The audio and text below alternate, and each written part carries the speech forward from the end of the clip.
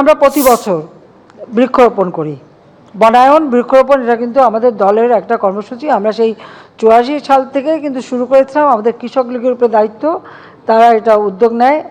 আমরা আমাদের ছাত্রলীগ বা যুবলীগ, স্বেচ্ছাসেবক লীগ বা আমার অন্যান্য সহযোগী সংগঠন, মহিলা আওয়ামী লীগ, শ্রমিক লীগ, প্রত্যেককে আমাদের কিন্তু নির্দেশ দেওয়া আছে যে সকলে যেখানে পারে বৃক্ষরোপণ করবে। যদিও প্রচণ্ড খরা, এই খরার থেকেও আমাদের কিন্তু গাছ কিন্তু মুক্তি দেয়। আপনি যেমন যত গরমই হোক, আপনি যদি গাছের নিচে দাঁড়ান তখন কিন্তু একটা প্রশান্তি পাওয়া যায়, এই এই উচ্চ তাপ থেকে বাঁচা যায়। তো সেই ক্ষেত্রে আমাদের কিন্তু এটা একটা প্রচেষ্টা সবসময় আছে, আমরা এটা করে যাই।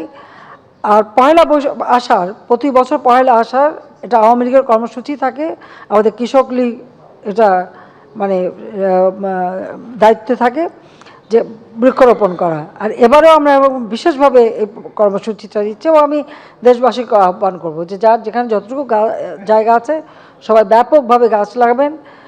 ছাদের উপরেও ছাদ বাগান করলে কিন্তু নিচে ঘরটাও ঠান্ডা থাকে। কাজে এভাবে যদি আমরা আমাদের নিজেদেরকে এই প্রাকৃতিক দুর্যোগ থেকে নিজেদেরকে মোকাবেলা করা এবং নিজেদের সক্ষমতা গড়ে তোলা, সেটাই বেশি গুরুত্বপূর্ণ বলে আমি মনে করি।